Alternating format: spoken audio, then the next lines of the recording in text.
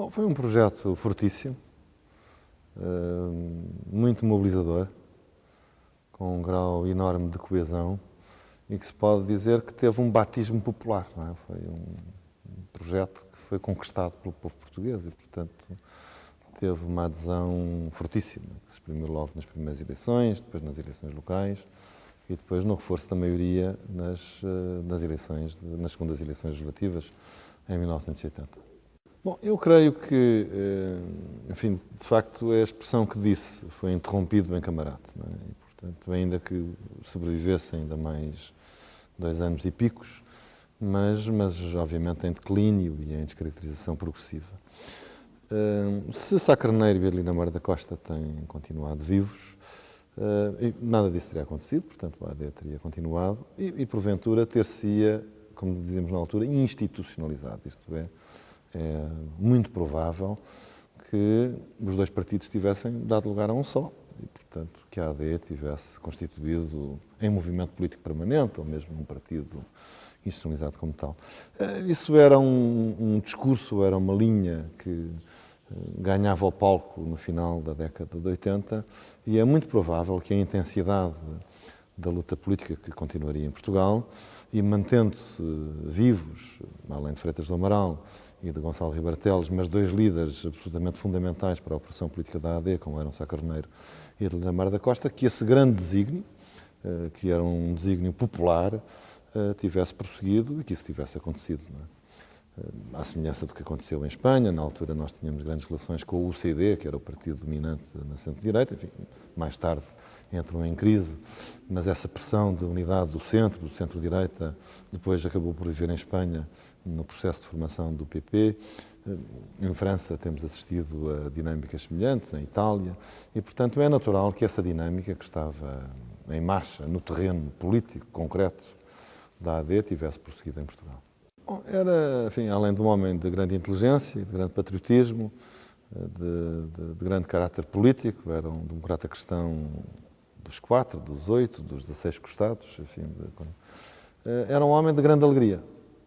Eu creio que a nota mais forte é a alegria extraordinária que punha em tudo o que fazia e conseguia transmitir, não é? Portanto, ele tinha um humor contagiante e nos momentos mais difíceis conseguia arrancar das pessoas que estavam com ele energias que as pessoas talvez não descobrissem que tinham. E, portanto, essa era uma das suas grandes capacidades, não é? Além de um grande talento para a escrita, enfim, era um grande escritor de documentos coletivos, de manifestos, fez alguns dos manifestos da AD, enfim, de comunicados de posição política do partido. Mas, enfim, a grande característica marcante dele, creio que é esta extraordinária alegria que ele punha no que fazia e que conseguia levar toda a gente num roldão de atividade política criativa e intensa. E eu acho que teria havido uma crise, não é? Aliás, nós estávamos numa crise, não é? Agora, a dinâmica da crise teria sido diferente se não tem havido camarada, não é? É provável que nós perdêssemos as eleições presidenciais, não é? É provável. Não é? Portanto, o que indicavam as sondagens e também o esforço final que determinou esse voo, que terminou tragicamente em Camarate, tinha a ver com essa consciência de que as questões estava muito difícil. E, portanto, era muito provável que se viesse para o plano B. Enfim, há várias versões sobre o plano B, e, portanto, que seria que haveria uma mudança de governo, o Sá Carneiro, e depois discutia-se também o papel de Freitas do Amaral, iriam para a Assembleia, para a trincheira parlamentar, ficaria outro governo AD em funções. Enfim, há diferentes versões, o que corresponde, talvez, a que não havia uma ideia muito clara do que é que se iria fazer, mas que passaríamos, digamos, a uma fase diferente da luta política pela reforma em Portugal. E eu creio que a AD acabaria por vencer. Tinha um forte apoio popular e acabaria por vencer, ou em novas eleições legislativas, ou mesmo por conseguiria forçar a reedição do referendo constitucional, que era uma questão que estava em cima da mesa e, portanto, que permitia uma reforma constitucional mais depressa. Permitiria que a revisão constitucional, que só foi feita em 89, tivesse sido feita logo. E, portanto, precipitando a abertura da economia e que nós entrássemos na CEE, como viemos a entrar em 86, mas em muito melhor forma económica e com reformas já feitas que tardámos muito a fazer. Hoje estamos a pagar esse preço. Parte do preço que estamos a pagar tem a ver também com esse atraso.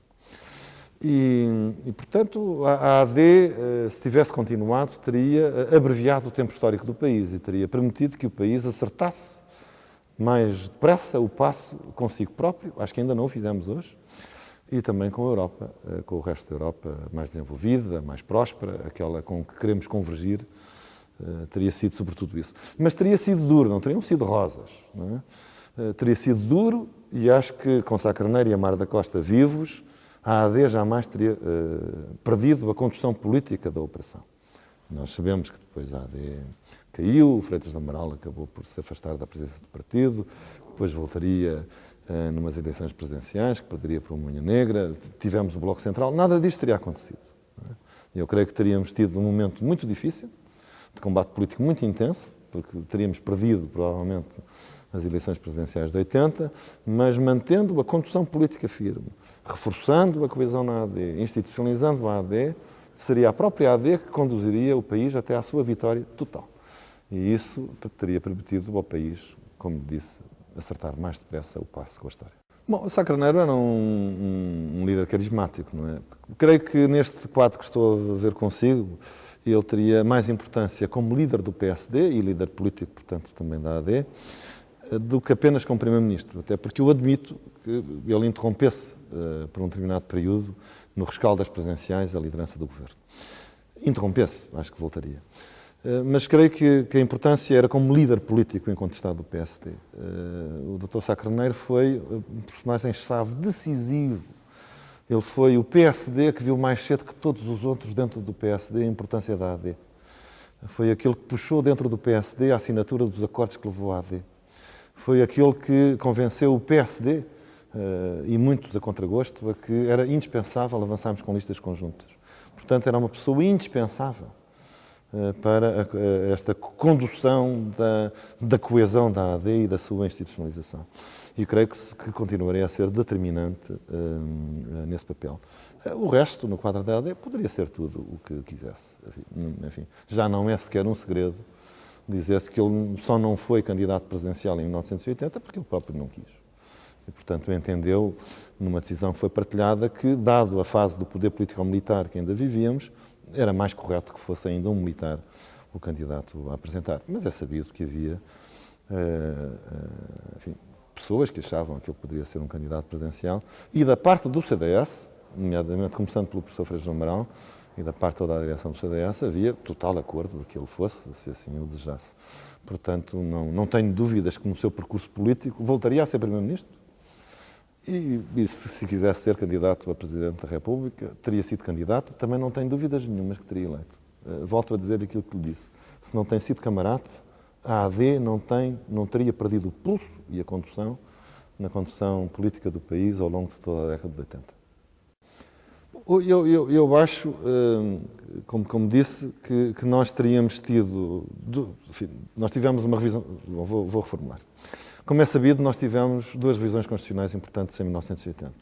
Acabámos por as ter, forçadas, uma em 82 e outra em 89. E eu creio que se a AD tivesse continuado, nós teríamos tido as duas numa só. E, porventura, viabilizadas ou apoiadas num referendo constitucional, porque eu creio que a AD continuaria essa batalha e poderia ganhá-lo, poderia forçar a realização do referendo. E se isso acontecesse, se o plano da AD de reforma constitucional se tem concretizado democraticamente, com batismo popular, com força popular, isso teria uma importância extraordinária.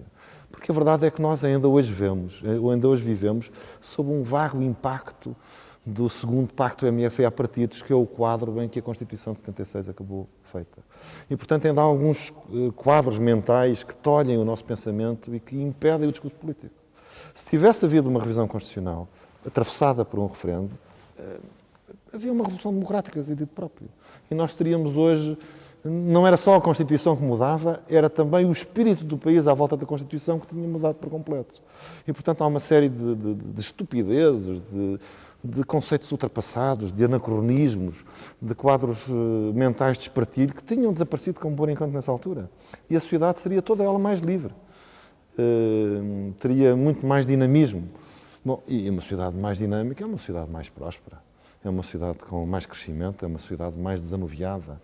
E, portanto, eu não tenho dúvidas nenhumas que nós teríamos tido, enfim, as famosas reformas estruturais de que hoje tanto se falam, mais depressa e absorvidas pela população, porque um referendo é isso. Um referendo faz atravessar o país por uma determinada corrente. A tese ou ganha ou perde, mas se ganha, enfim, isso franqueia o terreno político e falo colar ao terreno cultural e social do país. E, portanto, isso teria acontecido. E esse é um dos grandes danos de Camarate.